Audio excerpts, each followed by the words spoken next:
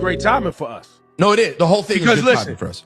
Listen, there were things that Charlemagne was willing to do that I would have never done. Never. And that's how you get to those big bags. Because I don't to have the people like the iHearts of the world want to hand you this much money. But it's the same with Stephen A. Smith, though. When Disney wants to give you money like that, you got to do a dance I ain't willing to do. You could have. I think you could have done it. I don't know if you would have gotten the Stephen A. 30 a year is a big one. Who? You. No. But I think you would if you had flipped it on and done the dance right, you could have got yourself a nice 10, 15. I think that's. Oh yeah. But I can't do it. Yo, I if can't.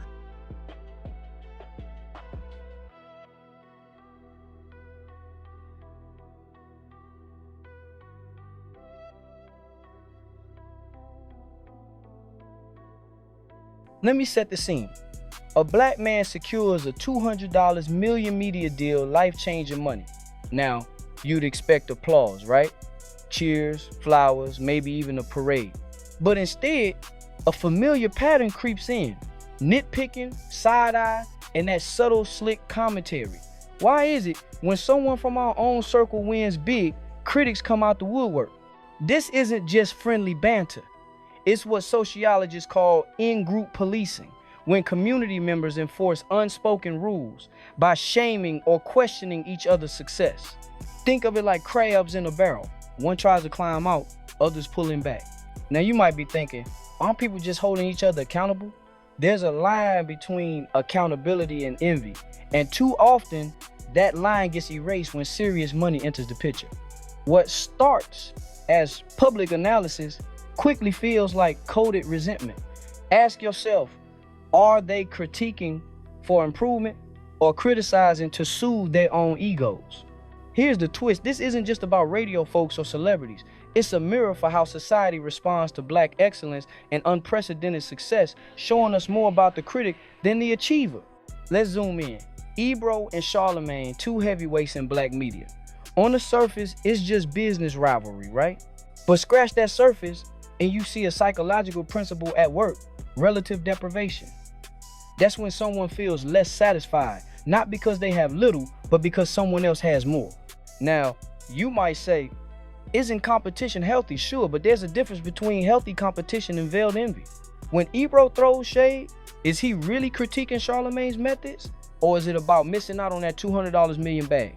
Radio personalities used to set the culture.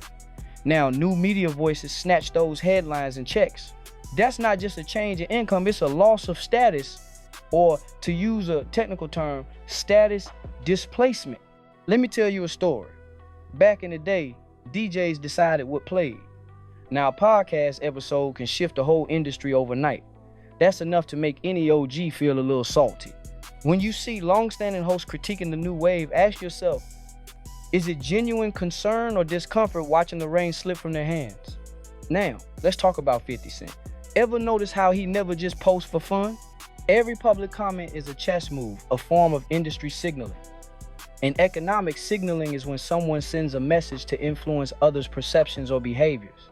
So when 50 Cent posts about media beef, he's not gossiping, he's spotlighting the undercurrents. Jealousy, envy, pocket watching. Think of it like a silent whistle. Those who need to hear it do. Now you might wonder, why not just call it out directly? Because in high stakes media, subtlety is survival. If you expose jealousy too bluntly, it can backfire. So 50 keeps his criticism coded. Here's the conflict. Success isn't just about talent, it's about managing how your success reshapes the social landscape around you. Resolution: recognize when public figures are leveraging their platforms not just to flex, but to spotlight deeper truths about the industry and, by extension, human nature itself. Let's break it down. $200 million is more than a paycheck. It's what psychologists call a social litmus test. Big wins expose who's genuinely happy for you and who's only cheering when they're ahead. Imagine you landed a life-changing deal. Suddenly, friends and peers get weird. Some disappear. Some get critical. Some try to minimize your achievement. That's exposure. And in social psychology, it's the moment when true motives surface. Now you might ask, is the money really the problem? Not exactly. Money's just the catalyst. The real issue is the shift in power and influence, what sociologists call leverage. Here's where it gets real.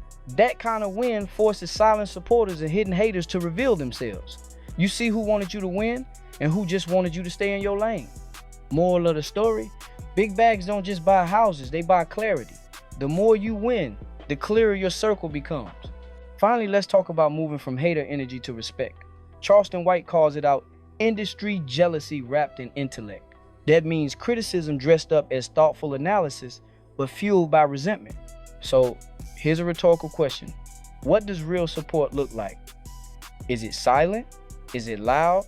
Or does it just show up when you're winning small? Now, you might be thinking, I don't have to like Charlemagne to respect his hustle. And you'd be right. You don't have to agree with everything he says.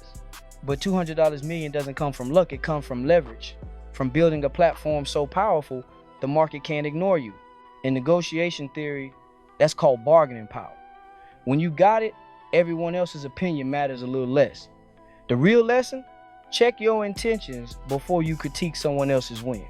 So next time you see a massive deal go public, resist the urge to analyze, lead with respect. The culture and your own reputation will thank you